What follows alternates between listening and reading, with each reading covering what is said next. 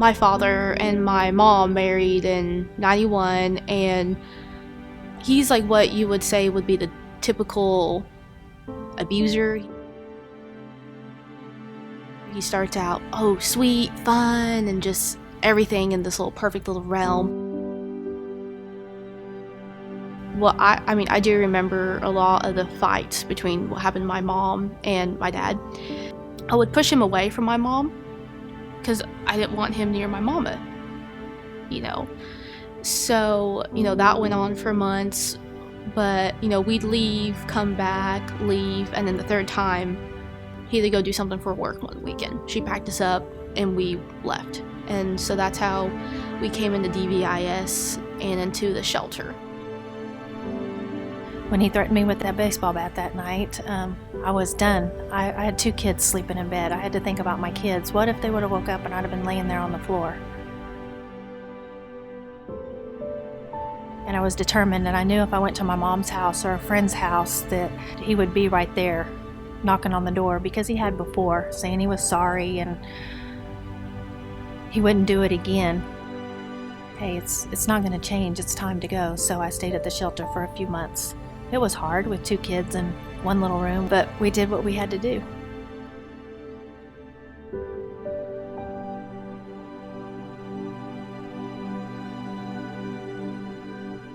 We help anyone who is impacted by violence and abuse of any kind, whether it's verbal or physical, or whether, you know, it's somebody who needs a safe place to stay, or just needs to talk about, you know, I'm in a relationship where I feel like I'm being harmed physically, emotionally. Counsel not only for physical violence, but sexual violence. You're changing someone's life. You are quite possibly saving someone's life, giving them an opportunity to go on, and their children, which will obviously, you know, affect their children. The passion of the staff, of Tracy and her staff, is so impressive.